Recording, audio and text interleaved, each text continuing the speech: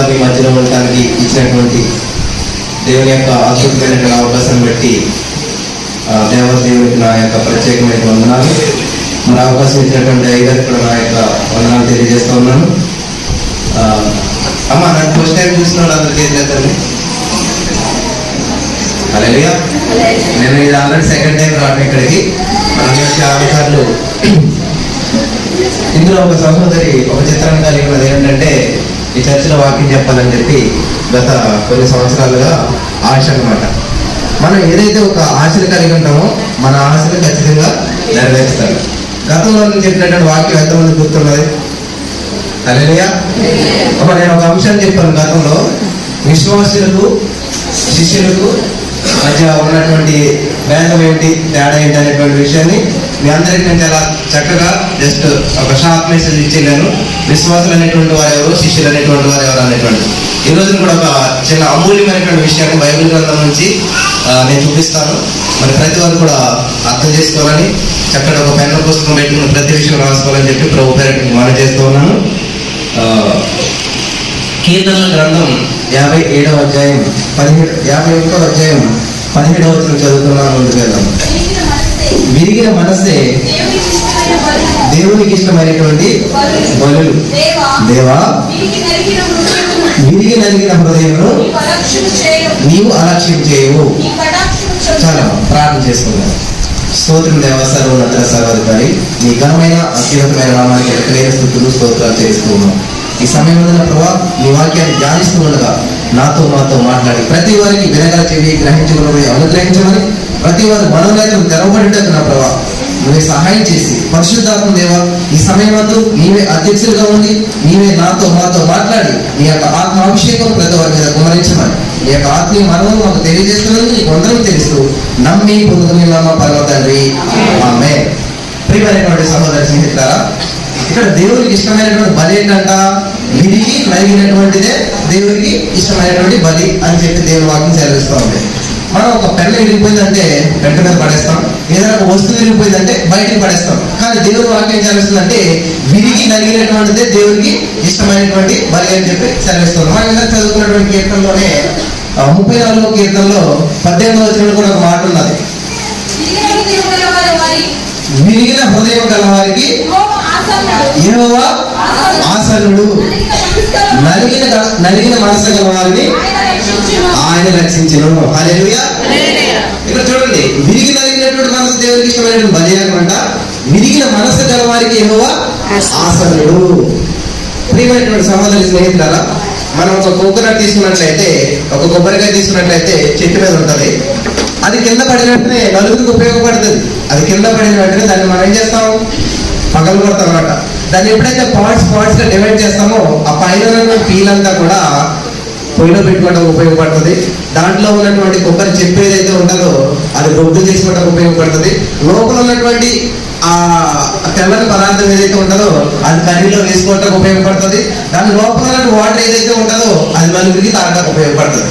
అది విరవబడిన చేపు, అది నల్లగొట్టబడిన చేపు, అది ఎవరికి ఉపయోగపడదు. ఎప్పుడైతే పార్ట్స్ గా సెపరేట్ చేయబడతాదో నలుగురికి ఉపయోగపడుతుంది అన్నమాట. హల్లెలూయా. దేవునికి స్తోత్రం కలుగును గాక. నా ప్రియమైనటువంటి సహోదరి స్నేహితులారా, ఇక్కడ దేవుని వాక్యాన్ని మనం చూసినప్పుడు నలుగురికి ఉపయోగపడటం కొరకే. అర్థం చేసుకుంటున్నారు పెద్దవాళ్ళు. మనం ఎప్పుడైతే నలుగుతామో నలుగురికి ఉపయోగపడతాం. చూడండి, ఎవరికైనా ఏదైనా సమస్య వచ్చినప్పుడు ప్రార్థన చేసినప్పుడు ఏం అప్లై చేసుకుంటుంటాం? ఆయిల్ అప్లై చేసుకుంటుంటాం. బైబిల్ గ్రంథంలో మాట ఉన్నది. యాకోబు పత్రిక 5వ అధ్యాయం 4-14 వచనాలు చూసినట్లయితే, మీలో ఎవడైనా అతడు సంఘపు పెద్దలను పిలిపించి పిలిపింపవలెను, వారు ప్రభువు నామమున అతనికి నూనె రాసి అతని వరకు ప్రార్థన చేయవలెను. గమనించండి, ఇక్కడ ఏం చేయమన్నారండి? నూనె రాసి. హల్లెలూయా. మనం చూసినట్లయితే ఎవరికైనా ప్రార్థన చేయాలంటే ఏం ఉపయోగిస్తాం? ఆయిల్ ఉపయోగిస్తాం. అది ఏం ఆయిల్? కొబ్బరి నూనె. కానీ ప్రార్థన చేసుకుంటూ ఉన్నప్పుడు ఆలోచన చేశాను, పూర్వకాలం అయితే మనకి అభిషేకం వరకు ఒలివ్ ఆయిల్ని ఉపయోగించేవారు. అది చాలా రేట్ ఎక్కువ ఉండటంతో అందరికీ అనుకూలంగా ఉన్నటువంటి ఒక ఆయిల్ ఉపయోగిస్తాం. ఏంటది? కొబ్బరి నూనె. ఈ కొబ్బరి నూనె గురించి మనం ఆలోచన చేసినట్లయితే నా చిన్నతనం మైండ్లో ఈ కోకోనట్ ఆయిల్ తయారు చేసుకుంటారు అనమాట. దాన్ని ఏ విధంగా తయారు చేస్తారంటే, కోకోనట్ అనేటువంటి ఎక్కడ పండుతుంది? కొబ్బరి చెట్లు అందరూ చూసారు కదా, ఆ కొబ్బరికాయ ఎక్కడ కాస్తుంటది?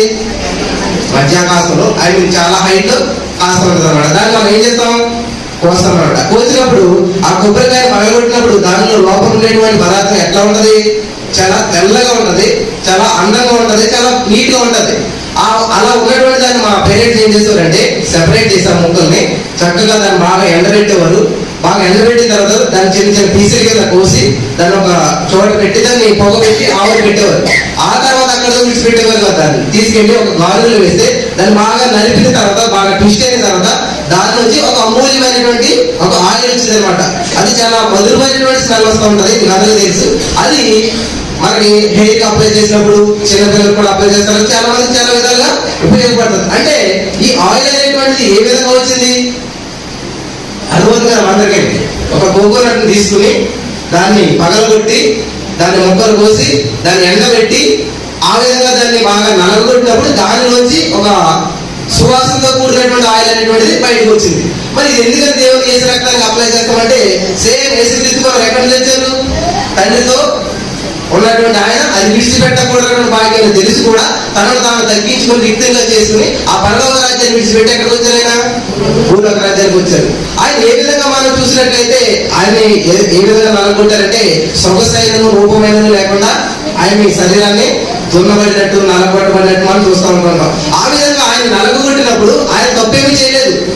మనందరి పాపం నిమిత్తం ఆయన నలగొట్టబడ్డాడు. ఆ విధంగా నలగొట్టబడటం ద్వారా ఆయన శరీరంలోంచి ఆయన దెబ్బలు తినడం ద్వారా కాల్చినటువంటి రక్తం ద్వారా ఈ రోజు మనకి మన పాపం నుండి, మన శాపం నుండి విడుదల, విమోచన, రక్షణ కలుగుతూ ఉన్నది. హల్లెలూయా, దేవునికి స్తోత్రం.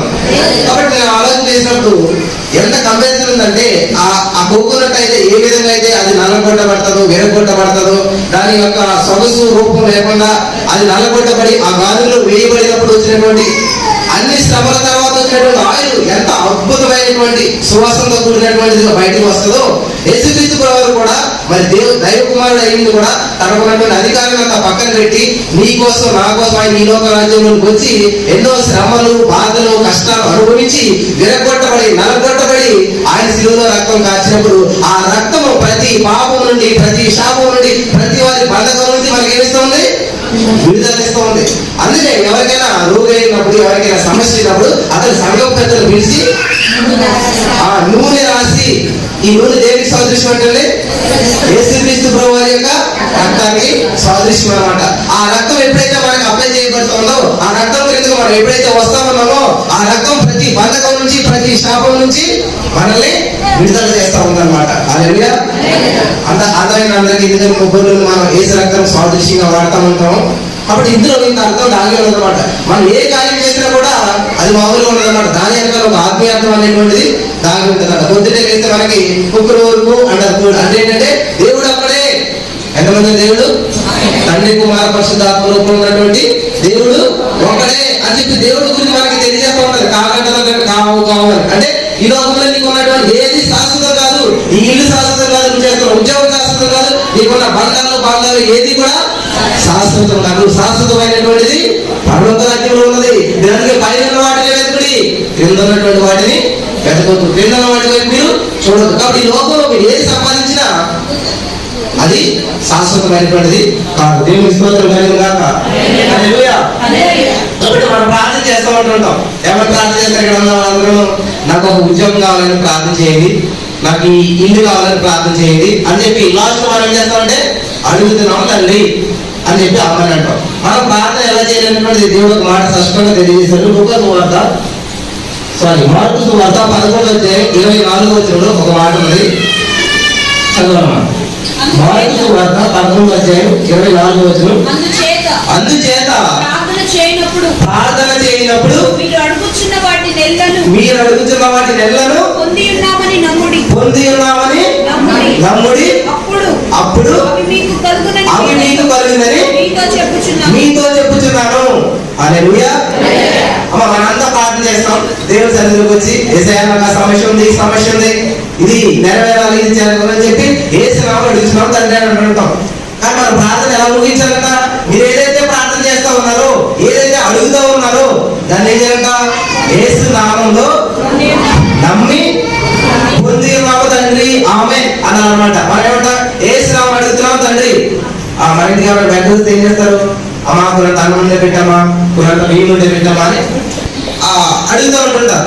అంటే మనం పెట్టేవాళ్ళు అడుగుతూ ఉంటుంటారు. కానీ దాన్ని మన దేవుని సన్నిధిలోకి వచ్చినప్పుడు మనం ప్రార్థన చేయాలంట. మీరు ఏదైతే అడుగుతున్నారో అది ఆల్రెడీ పొంది ఉన్నారని నమ్మాలంట. నమ్ముడు నీ వల్ల అయితే నమ్మవారికి సమస్తం కూడా సాధ్యం అనమాట. కాబట్టి ఈ రోజు మన యొక్క బిలీఫ్ సిస్టమ్ అనేటువంటిది ఎలా ఉన్నదంటే, ఒక చోట చూడండి ఏనుగు చూస్తూ ఉంటుంటారు. పెద్ద ఏనుగు ఉంటుంది, అది చిన్న చైన్తో కట్టేస్తూ ఉంటుంటారు. ఎందుకంటే అది చిన్నగా ఉన్నప్పుడంట చిన్న చైన్ వేసి దాన్ని బంధిస్తారంట. అది ఏం చేస్తారంటే తన సాయశక్తిలో ప్రయత్నం చేస్తూనే ఉంటుందంట. చేసి ఇంకా దీన్ని నా వల్ల కాదు, దీన్ని నేను తెంపుకోలేను, ఈ బంధకం నుంచి నేను విడిపించుకోలేను అనేటువంటి ఆలోచనతోటి నేను ప్రయత్నం చేసి మానేస్తుందంట. అది పెద్దదవుతుంది.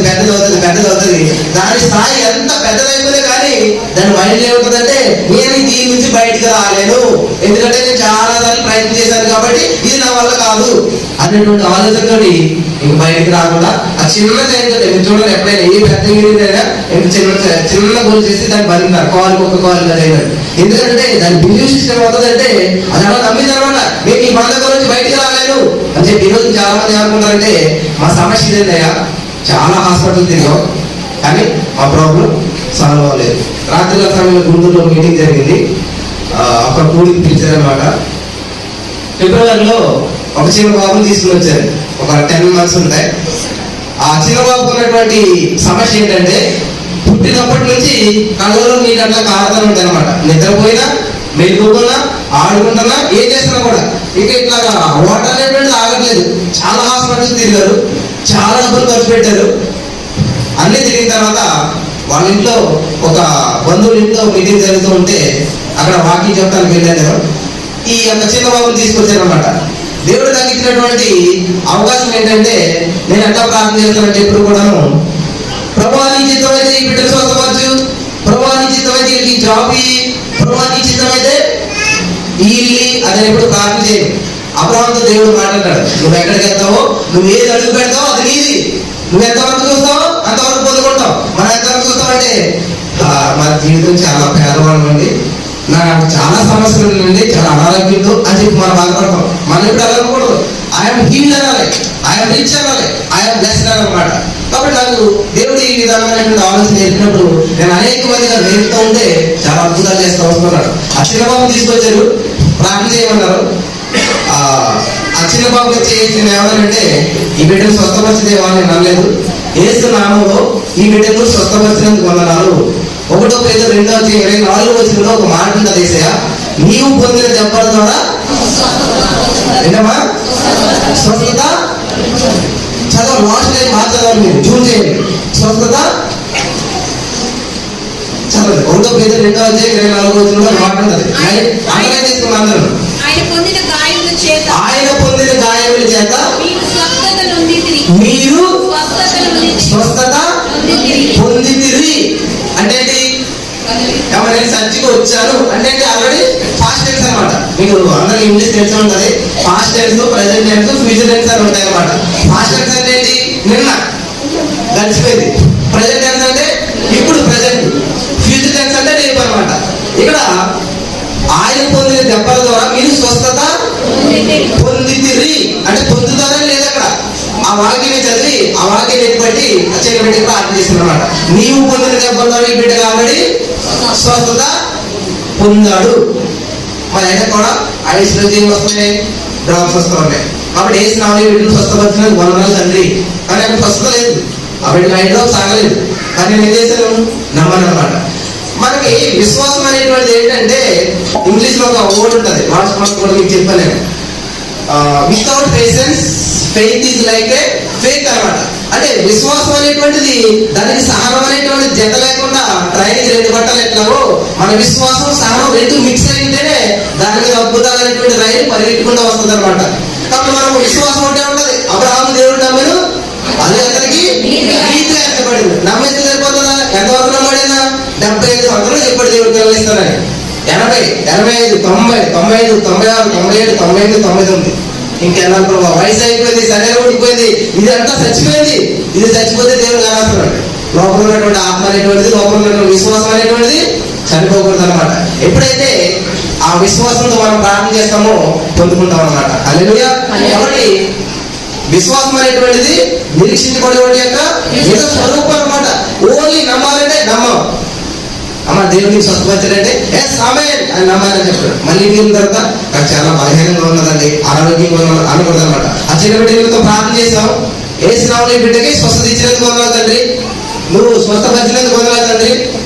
ఓకే 30 సెకండ్స్ ఆమేన్ అని చెప్పి వచ్చేసాడు. డిసెంబర్ 12వ తారీఖు అనమాట.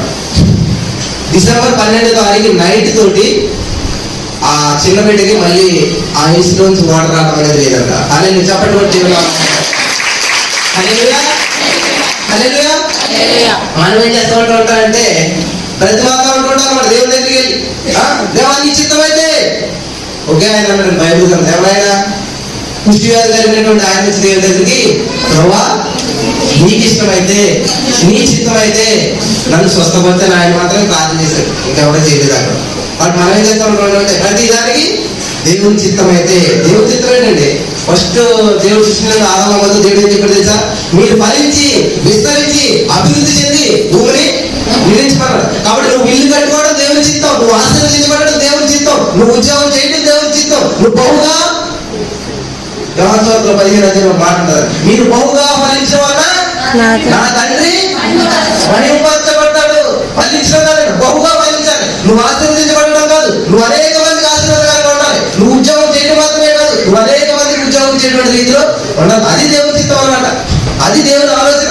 అంతేగాని ఆయన బట్టి నేను 2 కోట్ల బాధ తినాలండి అది కాదు. నువ్వు అనేక మందికి ఆహారం వడ్డించేటువంటి వ్యక్తిగా ఉండాలి. యేసుక్రీస్తు ప్రభు శిష్యులకు మనం గతంలో ధ్యానించుకున్నాం. వాళ్ళు రొట్టె తినడానికి చూడలేదు, ఏం చేస్తారంటే వాళ్ళు 5,000 మందికి 12 మంది పంచి పెడతా ఉన్నారు. పంచిపెట్టేవాడుగా ఉండాలని దేవుని చిత్తం, పరుడికి ఉపయోగపడేవాడుగా ఉండాలని దేవుని చిత్తం అనమాట. హల్లెలూయా, దేవునికి స్తోత్రం.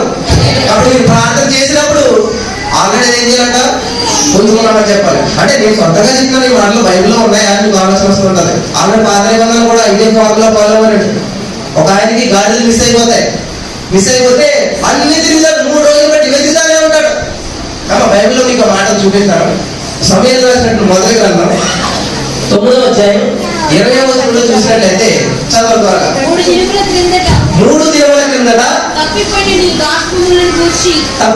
నీ గాతురములను గూర్చి విచారపడకము, అవి దొరికినవి. ఈ స్టోరీ అందరికీ తెలుసు. సౌలు గారు గాడిదలు పోయినారన్నమాట. ఆ రోజులు గాడిదలు అంటే చాలా ఇంపార్టెంట్ కాబట్టి వాళ్ళ నాన్నగారికి మరి అలాగే సమాధానం చెప్పాలి. ఒక ఆయన వెంటేసి వెళ్ళి 3 దినాలు తిరుగుతూనే ఉంటాడు, అన్ని ప్రదేశాలు వెతుకుతూనే ఉంటాడు, కానీ ఎక్కడ కూడా పొందుకోలేదు. అప్పుడు ఆయన దగ్గర సేవకుడు ఏమంటాడంటే, వాళ్ళ దీర్ఘదర్శి ఉన్నాడు, ఆయన దగ్గరికి వెళ్ళినట్లయితే ఆయన ప్రార్థన చేసి చెప్తాడు, ఎక్కడున్నావు కాదుకోను వాడి గాడిదలు ఎక్కడున్నాయో ఆయన తెలియ చెప్తాడు అని అన్నప్పుడు 3 రోజులు వెతికినా కూడా దొరికినటువంటి ఇవి పాస్టర్ దగ్గరికి ఏంటంటే ఏమన్నారంట, ఆ ప్రార్థన చేద్దాం ఆయన బాధపడదు, వచ్చేస్తాలే, ప్రార్థన చేద్దాం ఆయన నీకు దొరికేస్తాలే అని అన్నారా? అప్పుడు చదవండి ఇక్కడ స్పష్టంగా ఉంది. 3 దినముల క్రిందట తప్పిపోయిన నీ గాడిదలను గురించి విచారపడకు, అవి దొరికినవి. ఎవరు చెప్తున్నాడు? సమయంలో చెప్తున్నారు. గాడిదలు ఎవరు పోయి సౌదీపోయి, మరి ఈయన ఎలా చెప్తున్నాడు? కాబట్టి యేసుక్రీస్తు ప్రభు మనకి 2000 సంవత్సరాల క్రితం మాత్రమే సిలువలో వేయాలని తెలుస్తుంది. కానీ యెషయా భక్తుడు ఏం చెప్తారంటే, ఆయన పొందిన దెబ్బల మనకు స్వస్థత వచ్చింది అని చెప్పి చెప్తున్నాడు. పేద పత్రికలో కాదు, యెషయా గ్రంథంలో కూడా మాట్లాడుతుంది. అంటే యెషయా కంటే యేసుప్రభు ముందువాడా? యేసుప్రభు మానవ రూపంలో వచ్చింది. యెషయా తర్వాత కొన్ని 600-700 సంవత్సరంలో 1000 సంవత్సరాలు గ్యాప్ ఉంటుంది యెషయా గారికి యేసుప్రభు గారికి. కానీ యేసుప్రభు గురించి యెషయా ప్రవచిస్తూ ఉన్నాడు. ఏమని? మనకు కుమారుడు గ్రహించబడును, రాజ్యపాలన ఉంటది అని ప్రవచిస్తూ వస్తున్నాడు. 9వ అధ్యాయం 6వ వచనంలో ఆశ్చర్యకరుడు, ఆలోచనకర్త, నీతిగల తండ్రి, సమాధానకర్త, యోగధిపతి అని మంచి ప్రవచనం అంతా చెప్తా ఉన్నాడు. ఎందు గురించి? ఆల్రెడీ నెరవేరబోయేటువంటిది ఆత్మలోకంలో ఇప్పుడు నెరవేర్చబడబడతాం అనమాట. కాబట్టి నువ్వు ఆల్రెడీ అస్వస్థత గురైనప్పుడు ఆత్మలోకంలో దేవుడు ఆల్రెడీ స్వస్థత ఇచ్చాడు. ఫర్ ఎగ్జాంపుల్ గవర్నమెంట్ నోటిఫికేషన్ వేస్తుంది మనకి, కొన్ని వేల పోస్టులు అయితే. పోస్ట్ చూసినట్టు మనకి ఏమనిపిస్తుంది? చాలా సంతోషం అనిపిస్తుంది, దానికి అప్లై చేస్తాం అనుకుంటాం అన్నమాట. మనం ఆల్రెడీ పోస్టులు నోటిఫికేషన్ పడిన తర్వాత కూడా గవర్నమెంట్ దగ్గరికి వెళ్ళి మాకేమి పోస్టులు వేయట్లేదు అన్నట్టయితే ఎట్లా ఉంటది? గవర్నమెంట్ పోస్టులు డిక్లేర్ చేసింది కానీ మనకు వచ్చేసినాయా? ఏమా ఆ పోస్ట్ మనం క్లెయిమ్ చేసుకోవాలంటే అప్లై చేసుకోవాలి, ఎగ్జామ్ రాయాలి, ఎగ్జామ్ పాస్ అయిన తర్వాత మాత్రమే ఆ పోస్ట్ మనకి వస్తుంది. అలాగే దేవుడు ఆల్రెడీ స్వస్థత ఇచ్చాడు. దేవుడు ఎఫెసీ పత్రికలో మాట్లాడుతూ ఆల్రెడీ ఆశీర్వాదం కూడా ఇచ్చాడంట. మనం ప్రార్థన దేవా నన్ను ఆశీర్వదించండి. అది ఎఫెసీ పత్రిక 1వ అధ్యాయంలో చక్కగా ఉంటాయన్నమాట. ఆల్రెడీ ఆయన ఆశీర్వాదాలు ఇచ్చాడు అనమాట. కాబట్టి మనం దాన్ని ఏం చేయాలి? క్లెయిమ్ చేసుకోవాలన్నమాట, స్వతంత్రించుకోవాలి ఆశీర్వాదాలు. అదే అప్పుడు ఇక్కడ సమయాలు చెప్తా ఉన్నాడు, నీ గాడిలు ఆల్రెడీ దొరికినవి వచ్చేసినవి. అప్పుడు ఈరోజు మీరు ప్రార్థన ఎలా చేయాలంటే, ఉద్యోగం లేదనుకోండి, మీకు ఏం చేయాలి? థ్యాంక్ యూ జీసస్, ఆల్రెడీ నాకు ఉద్యోగం ఇచ్చినది. అనారోగ్య సమస్యతో బాధపడతారనుకోండి, 1 Peter 2:24 మాట్లాడతామా, నీవు పొందిన దెబ్బలతో ఆల్రెడీ నాకు.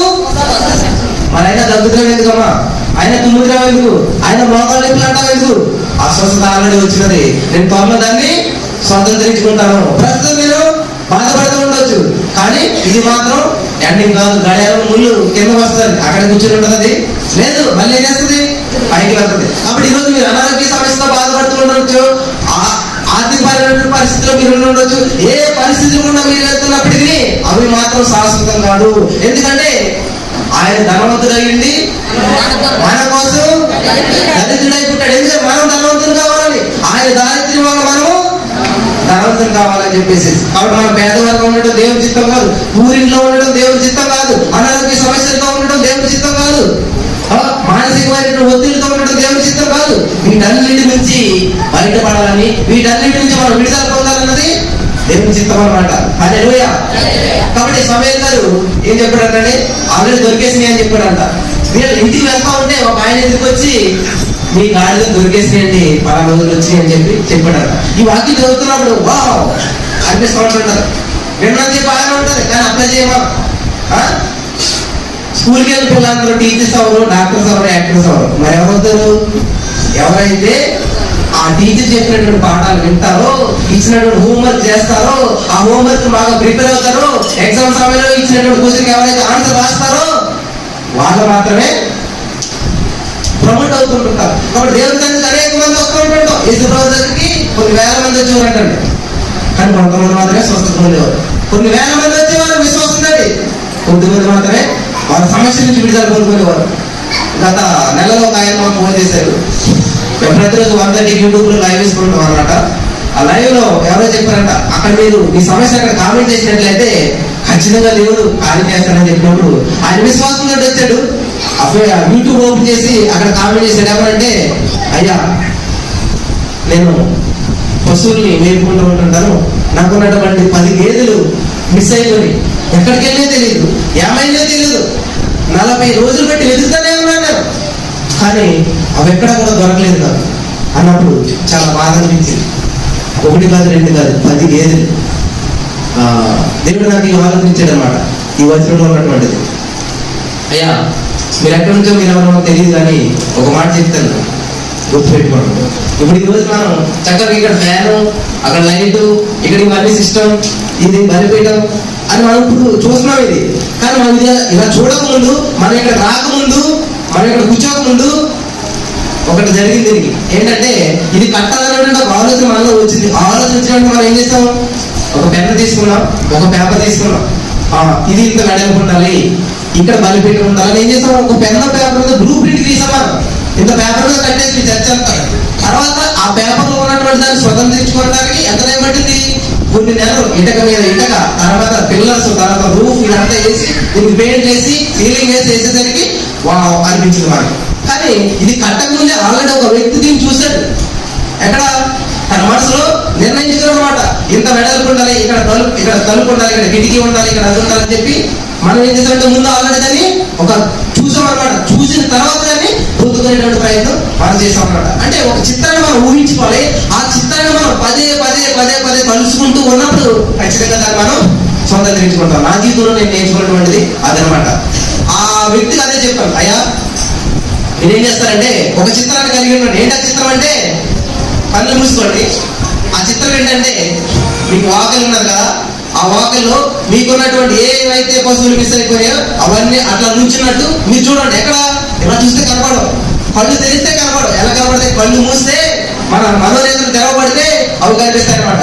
ఆ మాట చెప్పిన వెంటనే ఆయన ఏకీభవించాడు, ఒక చిత్రాన్ని కలిగి ఉన్నాడు. అక్కడ కలిగి ఆ యొక్క 10 గేదెలు అలాగా ఆ వాకిట్లో నుంచినట్టు ఆయన చూశాడు, ప్రార్థన ఏకీభవించాడు. యేసు నామంలో తప్పిపోయినటువంటి ఆ యొక్క పశువులు ఏవైతే ఉన్నాయో అవి తిరిగి వచ్చినట్లు చేసినందుకు వందనములు తండ్రి. మేమేం ప్రార్థన చేయలేదు. నిశ్చితమైతే ఆ గేదెలు తీసుకురాదేవా, నిశ్చితమైతే మరి అవి ఎక్కడికి వెళ్ళిపోయావు, అవి వచ్చినా చేయి తండ్రి అని మేము ప్రార్థన చేయలేదు. ఏమని చేస్తామంట? ఆల్రెడీ అవి వచ్చినందుకు వందనములు తండ్రి అన్నాం. నెక్స్ట్ డే మరి 100 ప్రేయర్ జరుగుతుంటే ఆయన కామెంట్ చేశారు అనమాట. తెల్లవారు మేము వేసేసరికి ఆ వాకిట్లో ఆ వర్షం నుంచున్నామని అంటారు. 40 రోజులు వేసిన జరుగుతున్నటువంటి ఆ గేదెలు ఏదైతే ఉన్నాయో తెల్లవారేసరికి ఆయన ఏదైతే చిత్రం కలిగి ఉన్నాడో దాన్ని స్వతంత్రించుకున్నాడు. కాబట్టి మీరు చూడకుండా దేన్ని కూడా పొందుకోలేరన్నమాట. ఏదైనా మీరు ఏం చేస్తారు? ముందు చూస్తారు, చూసిన తర్వాత దాన్ని పొందుకుంటారు అనమాట. కాబట్టి మన ఆత్మలోకంలో ఏదైనా ఒక విషయాన్ని మనం ఏం చేయాలంట?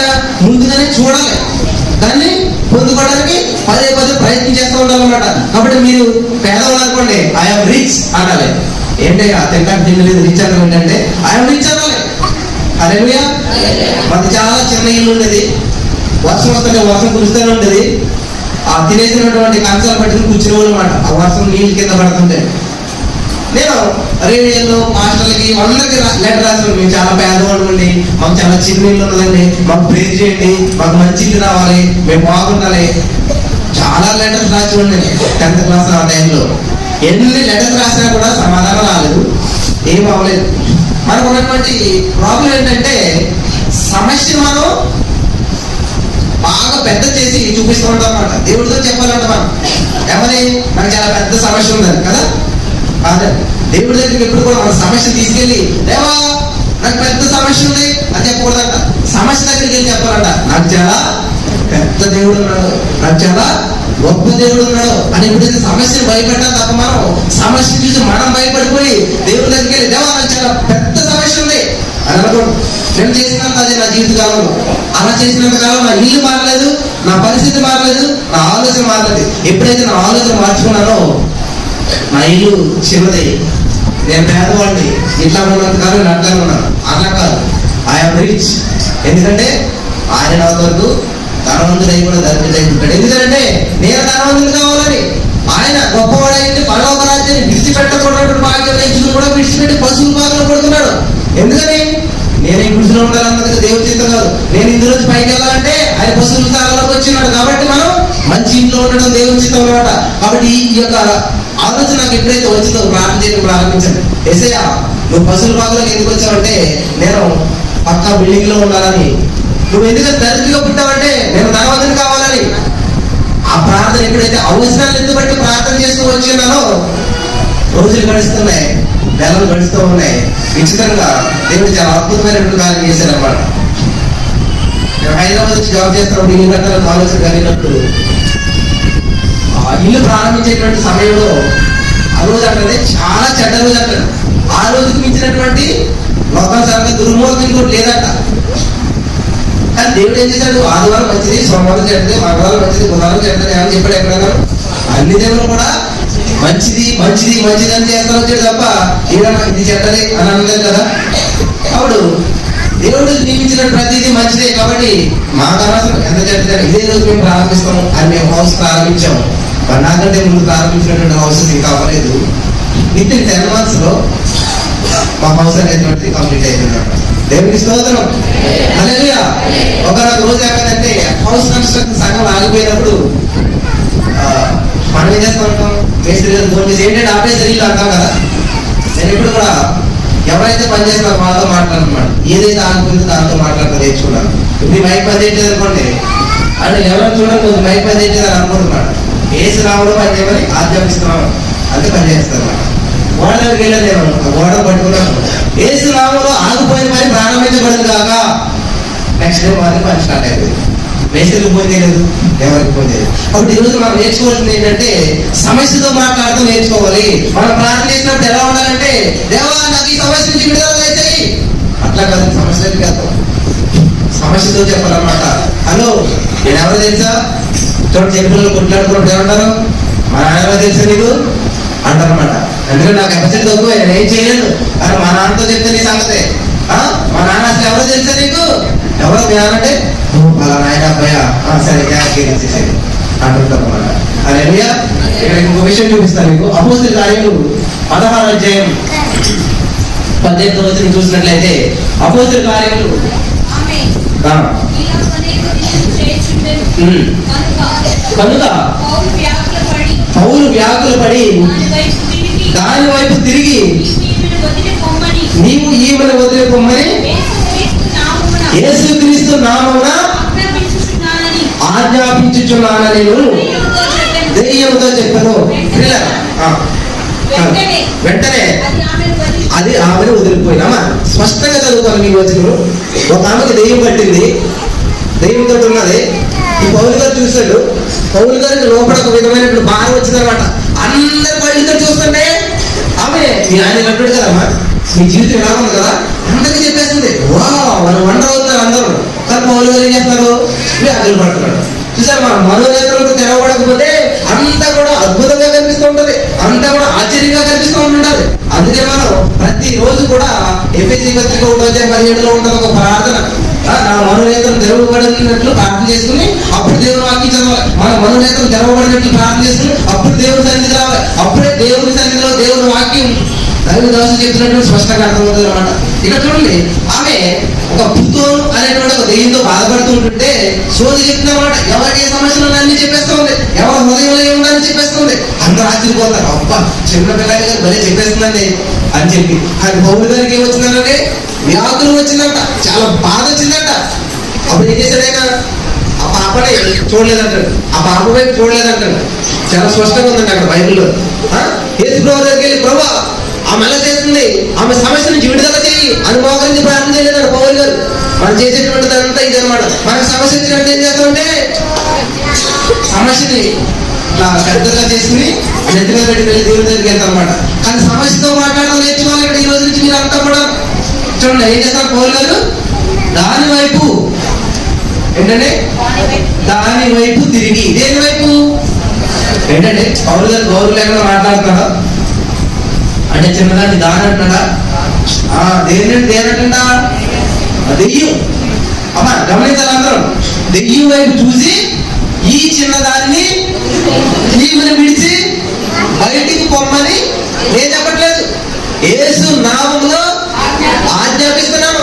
అడుక్కోట్లేదు, మొక్కుకోవట్లేదు, యేసు నామములో బయటికి పొమ్మని ఆజ్ఞాపిస్తున్నాను అన్న వెంటనే ఈరోజు మన సమస్యలు పరిష్కారం దొరకట్లేదు. ఈ రోజు మనం ప్రతి విషయంలో నలిగిపోతా ఉన్నాం, కృంగిపోతా ఉన్నాం, చాలా వేదన బాధలు అనుభవిస్తూ ఉన్నాం. ఆర్థిక సమస్యలు, అప్పుల బాధలు ఇరిగిపోతా ఉన్నాం.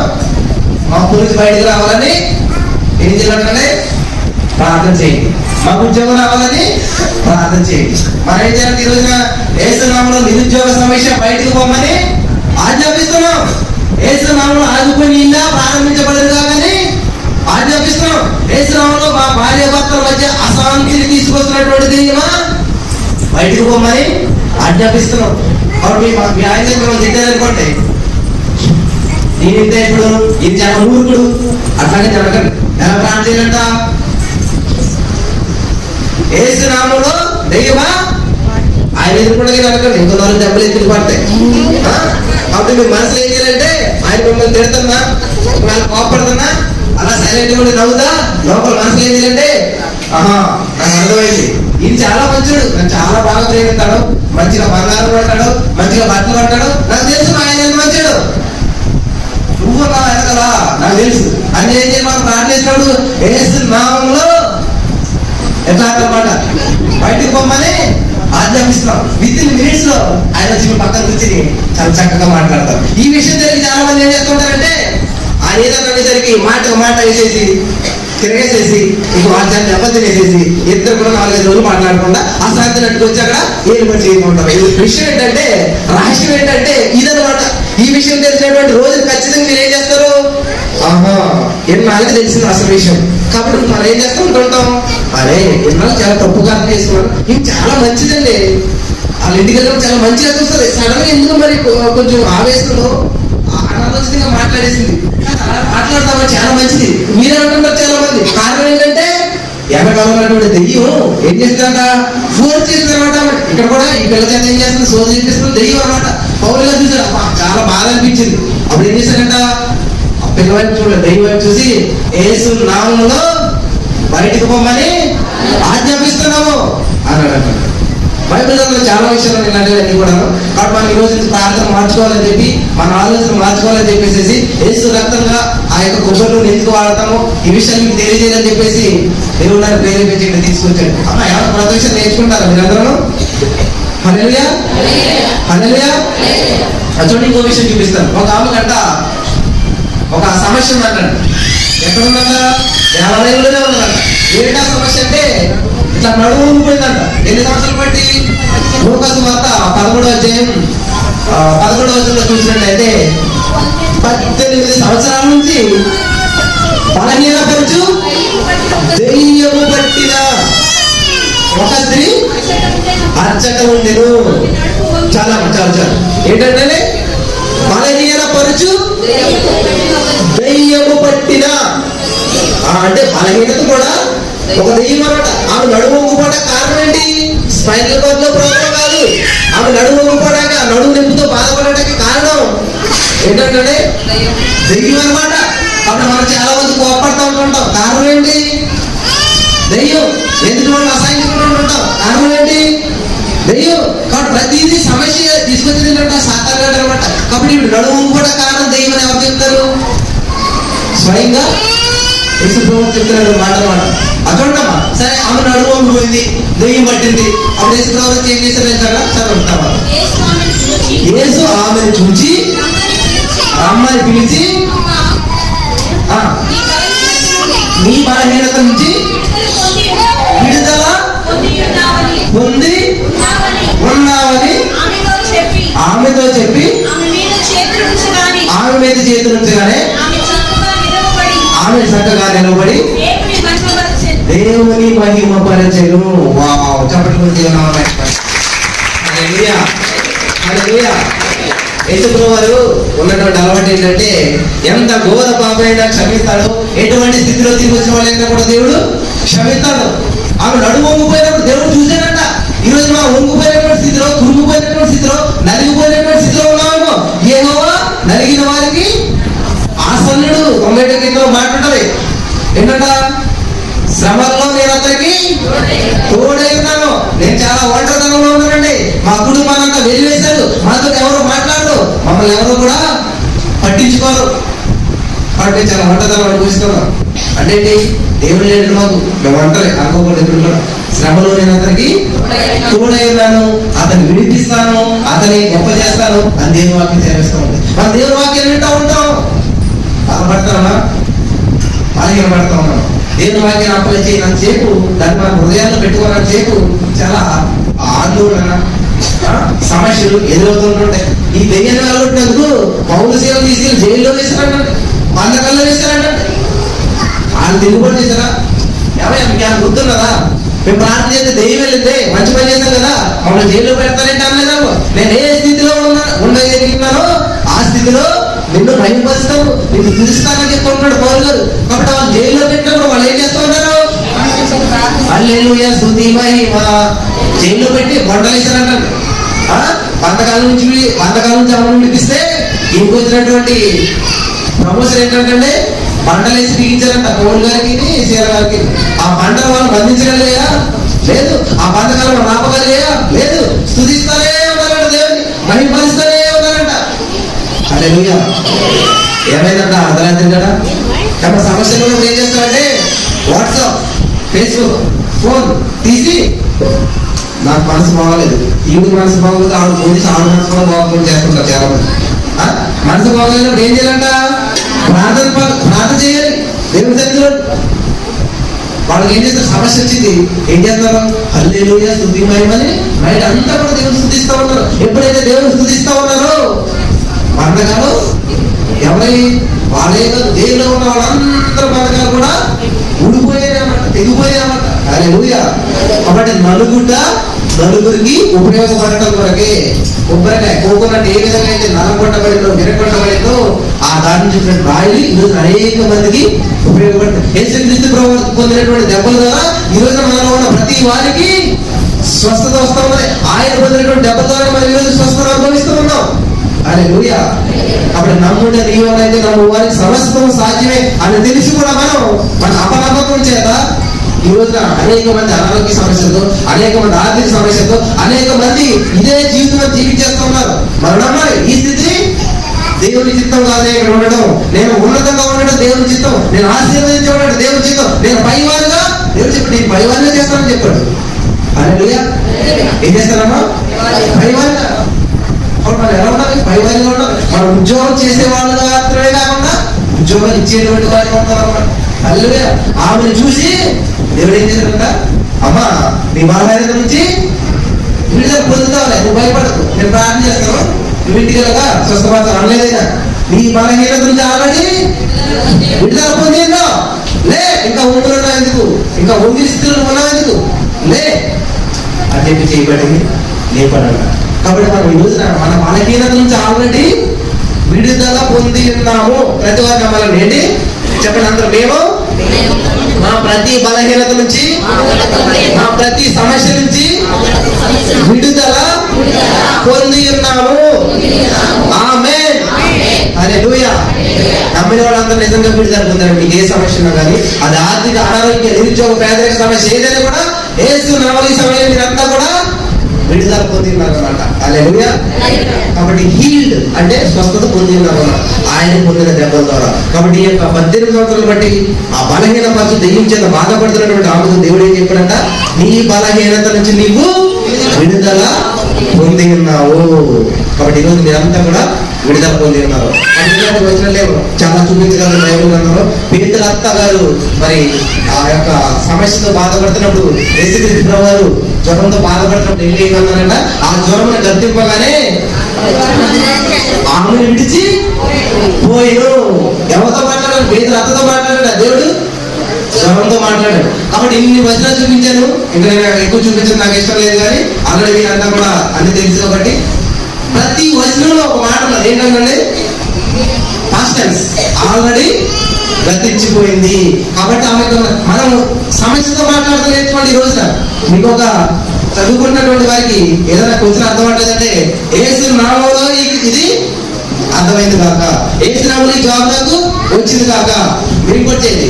నేను 7th క్లాస్ 9th క్లాస్ చదువుతున్నప్పుడు చిన్న పేపర్ పెట్టుకుంటుంది, నేను తేలేదు. ఇటువంటి ఉద్యోగం కావాలి, ఆదివారం నేను అసలు ఎక్కడికి నాకు పిలవకూడదు. నా ఉద్యోగంలో ఆదివారం నేను దేవుని సన్నిధిలో ఉండాలి, నేను మ్యారేజ్ చేసుకున్న అమ్మాయిలో ఉండాలంటే ఈ కలర్ ఉండాలి, ఈ హైట్ ఉండాలి, ఇట్లాంటి రాసి పెట్టుకున్నాను. అది చెప్పిన అందరూ కూడా నవ్వుకున్నారు అన్నమాట. ఎప్పుడు 9వ తరగతి రాసి పెట్టుకున్నారు. నాకు 20 సంవత్సరాలు వచ్చాయి, 25 సంవత్సరాలు వచ్చాయి, 30 సంవత్సరాలు వచ్చాయి, చాలా మ్యాచెస్ వచ్చాయి, చాలా విధమైన జాబులు వస్తూ ఉన్నాయి, కానీ ఏది సూట్ అవ్వట్లేదు. కానీ రాసి పెట్టుకున్నాను, కానీ నేను చిత్రం కలిగి ఉన్నాను. తెలుసు నాకు మన దేవుడు నమ్మదగినటువంటి వాడు, వాగ్దానం చేసిన వాడు నమ్మదగిన వాడు, ఖచ్చితంగా దాన్ని నెరవేర్తాడు. అబ్రహాం జీవితంలో దేవుడు వాగ్దానం చేశాడు. 25 years పట్టిందని వాగ్దానం నెరవేర్చబడతాడు. కాబట్టి ఈరోజు మీ జీవితంలో కూడా దేవుడు చేసిన వాగ్దానం ప్రతిదీ కూడా నెరవేరుతుంది. సహనం కలిగి ఉండాలి, ఓర్పు కలిగి ఉండాలి. నేను ప్రార్థిస్తూ ఉండగా ఏ క్వాలిఫికేషన్ కన్నా అయితే నేను రాసి పెట్టుకున్నానో అదే క్వాలిఫికేషన్ కలిగిన ఉద్యోగం దేవుడు ఇచ్చాడు. ఏ క్వాలిఫికేషన్ కలిగినటువంటి, ఏ అర్హతలు కలిగినటువంటి అమ్మాయిని రాసి పెట్టుకున్నానో, ఏ విధంగా అయితే నేను ఊహించుకున్నానో ఆల్రెడీ ఒక మ్యాచ్ సెట్ అయింది. నాకు మ్యారేజ్ అయిపోతుంది అనుకున్నాను. అదే నేను ఏదో రాసి పెట్టుకున్నాను కదా, ఈ అమ్మాయితో మ్యారేజ్ నాకు ఎలా అయిపోతుంది అని చెప్పి హృదయం నలిగిపోతా ఉంది, బాధపడతా ఉన్నాను. సడన్ గా మరి ఏమైతే ఏంటో తెలియదు, వాడు సడన్ గా ఫోన్ చేసి, ఎన్ని ఫోన్ చేసిన వాడు ఫోన్ ఎత్తట్లేదు, రావట్లేదు. సడన్ గా మ్యారేజ్ అంతా కూడా క్యాన్సిల్ అయిపోతుంది. అందరూ మ్యారేజ్ క్యాన్సిల్ అయితే ఏం చేస్తారంటే బాధపడతారు. నేను చాలా సంతోషపడ్డాను అనమాట. ఎందుకంటే నాకు తెలుసు నేను గీసుకున్న చిత్రం వేరు, నేను రాసుకున్నటువంటి ఆ లైన్స్ వేరు, అని ఉన్న చిత్రం వేరనమాట. కాబట్టి మన చిత్రంలో ఒక్కొక్కరు వచ్చి ఇట్లాగా పాటు చేస్తుంటారు. మీ చిత్రం ఏది కాదు, నువ్వు ఎప్పుడు ఎలాగంట, మీ పరిస్థితి మీరు బాగుపడలేక, ఏ రిపోర్ట్ చూసుకోండి మీకు ఇది క్యాన్సర్ హీల్డ్ అవ్వలేక, మీకున్న సమస్యకి బాగుపడదు అని చెప్తున్నారు. డాక్టర్ మాట ఫైనల్ కాదు, మీ ఫ్రెండ్స్ మాట ఫైనల్ కాదు, మీ వీరికి పొరుగు వారు చెప్పిన మాట ఫైనల్ కాదు, దేవుడి మాట ఫైనల్ మాట. One word from God can change your destiny for ever అన్నమాట. దేవుని నోట నుంచి వచ్చినటువంటి ఒక మాట ఈ యొక్క గమ్యాన్ని మార్చివేస్తుంది అనమాట. హల్లెలూయా, దేవునికి స్తోత్రం. రోజులు గడిచాయి, 30 years అయిపోయింది. 32 years ఎంటర్ అయిన వెంటనే ఎన్నాళ్ళు చూడండి, యేసుప్రభువు వారు కూడా 30 సంవత్సరాలు వచ్చే వరకు కూడా పరిచర్య ప్రారంభించలేదు. చూడండి, ఒక మొక్క ఎప్పుడు కూడా ఏం చేస్తే విత్తనం నాటినట్లే ఇట్లా పైకి వచ్చేది. విత్తనం పైకి కనిపించదు. అదే ఏమైపోయింది, విత్తనం వేసిన భూములు అనుకుంటే చచ్చిపోతుంది విత్తనం. ఆ విత్తనం చనిపోయి దాంట్లో మళ్ళీ నూతన జీవం వస్తుంది, నెమ్మదిగా పైకి ఇట్లా వస్తుంది అనమాట. చిన్న ఊరు వస్తుంది, చిన్న ఆకు, చిన్న కొమ్మ, వృక్షం మహావృక్షంగా మారుతుంది. ఎప్పుడైతే ఆ చిన్న విత్తనం మహావృక్షం అయిందో అనేక పక్షులు దాన్ని ఆశ్రయిస్తాయి, అనేక మంది దాన్ని నీడను ఆశ్రయిస్తారు, అనేక మంది దాని గాలిని పీల్చుకుంటారు, బాగుంటుంటారు. కానీ అది ఆల్రెడీ భూమిలో పడి చనిపోయి అనేక శ్రమలు అనుభవించి ఎదుగుతూ ఉన్నప్పుడు దాన్ని అనేక క్రిములు తినేలా చూస్తూ ఉంటుంటాయి. అది ఎదుగుతున్నప్పుడు అనేక జంతువులు దాన్ని నాశనం చేయాలని చూస్తూ ఉంటుంటాయి. అనేక గాలి వలన వస్తాయి, అనేక భయంకరమైన ఎండలు వస్తూ ఉంటుంటాయి. హల్లెలూయా, అవన్నీ తట్టుకుని ఎప్పుడైతే నిలబడుతుందో అనేక మందికి ఆశ్రయిస్తుంది, అనేక పక్షులు నివసిస్తాయి, అనేక జనాలు దాని కూర్చున్నారు, దాని నీడను ఆశ్రయిస్తారు. కాబట్టి ఈరోజు నువ్వు కూడా నేను కూడా మన జీవితం భూస్థాపితం అయిపోయినట్టు కనిపిస్తూ ఉండవచ్చు. ఎవరికి పనికిరానట్టుగా ఉపయోగం లేనటువంటిదిగా యూజ్లెస్ గా మళ్ళీ అయిపోయి ఉండొచ్చు. కానీ ఒక రోజు నువ్వు లేపబడతావు, ఒక రోజు నీవు నీలో ఉన్నటువంటి జీవం ద్వారా దేవుని శక్తి ద్వారా నువ్వు పైకి వస్తావు. నీకు మాత్రమే కాదు, అనేక మందికి ఉపయోగపడేటువంటి విధంగా, అనేక మందికి ఆశ్రయించేటువంటి వ్యక్తిగా దేవుడు నీకు నన్ను కూడా మార్చుతున్నాడు అనమాట. హల్లెలూయా, ఆమేన్ వాళ్ళంతా ఆమేన్ చెప్తాం. ఆమేన్, హల్లెలూయా. నేను వాక్యం ముగించాలనుకుంటా ఉన్నాను.